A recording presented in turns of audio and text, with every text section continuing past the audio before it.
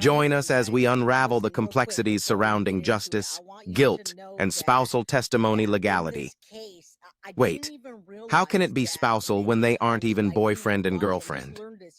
Jenn Soto keeps lying as she stands up for the man that committed the most heinous of crimes. Was she the puppet master in this relationship? Let's find out. Against you if they're in the same case and it hasn't been closed yet. So when I was listening to that yesterday, I didn't realize that Jay Caro had to be signed, sealed, delivered, and guilty in order for himself to interject himself into the case of the case of Rebecca Haro and the part that she had.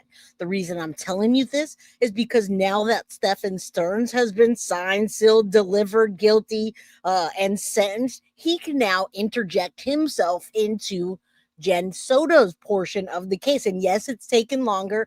Yes, law enforcement has changed quite a bit, but we still want justice for Maddie. And many times the laws of justice don't work as fast as what just happened in the Jay Caro Emmanuel Haro saga. So now that this is done, we can move forward with arresting Jenn Soto. The case is not closed. If it were, I would have heard something. You would have heard something. They'd have said, this is closed. I don't want any information. They wouldn't have approached Stephan Sterns, and y'all wouldn't have known about it either. It's going into some detail. So without going too far into the analysis, we do see direct admission from Jenn of surveillance. We see her say, referring to Madeline, watching her like a hawk. We see admission of failed prevention. We see acceptance of inappropriate conduct. If you've been on this channel, Lori, you absolutely know that I don't believe Stephan didn't unalive her. That's just a small portion of what you're saying. I absolutely believe Stephan was part of unaliving her and maybe the main part of unaliving her. However, I also believe that Jenn Soto was not only involved in taking Maddie's life, but covering it up and telling Stephan where to go. So if you're new to the channel, then I guess that would be a fair question. But does anybody that's been in my chat for the last almost 2 years believe that I believe that Stephan didn't unalive her? No. That's my answer. That's my only answer to this. All right. Kel, thank you so much. Choo choo. All right. Nobody ever said that Stephan didn't do that. Stephan just didn't.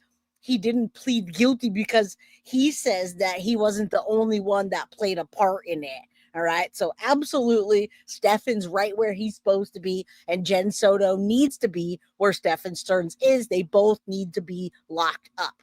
All right. So that just shows me who knows what and all that stuff. Yeah, I never, ever, ever, ever, ever would ever say, no matter who I know or like, that Stephan Sterns is innocent of anything. We're talking about hashtag arrest Jenn Soto and the part she played. Let's go.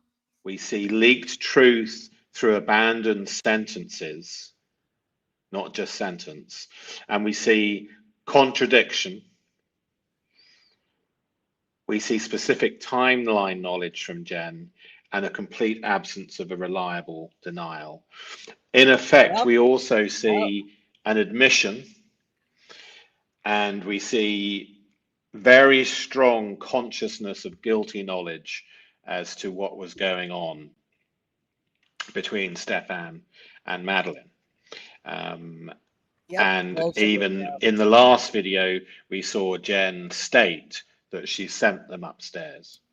So let's carry on with the difficult part of the video, and I'll try to avoid some of the words which obviously YouTube don't like. And if you Oh no, you're good. I'm just a passionate creator, Lori. So when I do pin somebody's comment up on the screen and I answer you, sometimes people might think that I'm yelling or being hyper. No, I'm just passionate. I just want to let everybody know very clearly that I believe both Stephan Sterns and Jenn Soto are 100% culpable for all of it. Whether Stephan accidentally pressed too hard and took Maddie's life, whether it was post-mortem, I don't know. But I do know that Jenn Soto, with her own words, will give her the guilt that you will see in this, you'll see the guilt, and we've showed it time and time again, right? You can try to avoid some of those in the comments as well. That would be appreciated. I promise you, because you offering him a lawyer is very weird.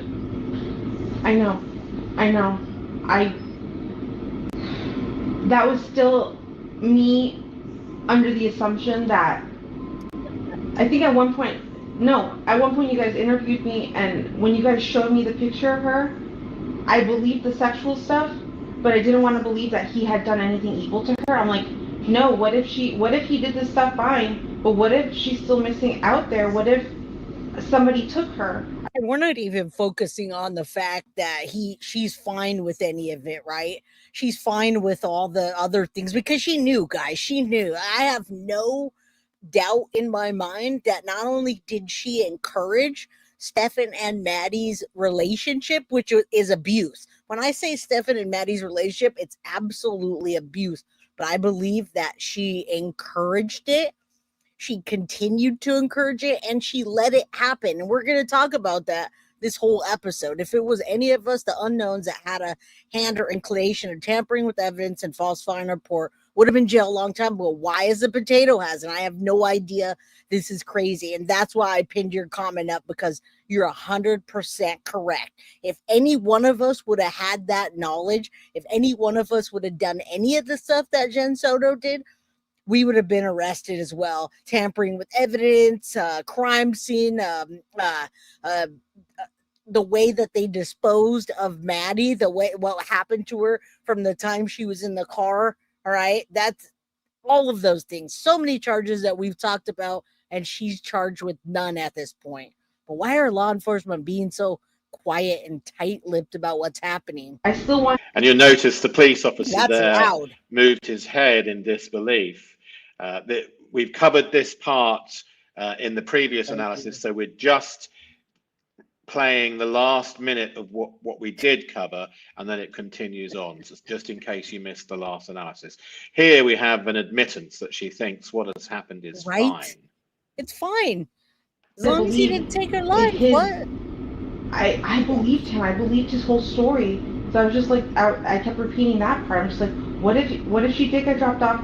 What if she got abducted? What if she's missing? But that was me assuming that you guys had the wrong guy. I wanted to think he was a good guy still, but clearly he's not. After everything you guys have told me. Again, and she's only referring to taking Maddie's life at this point, because right before this, she literally just said, hey, I didn't think he did the evil stuff. And we're going to go on to talk about how Maddie laid inside of his arm, and sometimes he had pants on and sometimes he didn't. And by her own admittance and guilty knowledge, she tells us about it all in the email and all in this episode. I'm sorry. In my opinion, I absolutely think that Jenn was the puppet master on what happened to Maddie after her death, and the whole ruse of going to the blood doctor and clean up and all that. That was all Jenn Soto's alibi. Stephan didn't talk. He never talked until now that his freaking case is over, and he still has appeals. So there's a possibility that he can get an appeal based on whatever he's talking to his lawyers about. And have shown me, I know he's the worst person on this. Madeline's body at this stage during this interview has not yet been discovered, although photographic evidence that leads the police to believe that she's passed away has been discovered on Stephan's phone. Jenn has been made aware of the existence of this evidence, although there is still the police have given Jenn, because there is no body discovered, the possibility that she might still be alive. So we need to bear those circumstances in mind when we hear her linguistics. And again, her daughter's still missing right here. They haven't found her body. She's seen the pictures of the BJs and all the other stuff that I would go ballistic over. I would go ballistic if I saw a man making my daughter give him a BJ and the anal stuff. I would go through that window right there. I'd go through the glass and all of that, and I would find out what room Stephan was in, and I would just do anything that I can grab and find. I would do it. I don't care if I got locked up. She's sitting there trying to justify to law enforcement how Stephan's a good guy, how he didn't do it. Maddie's still missing. It's not that evil. She thinks the kidnappers took him.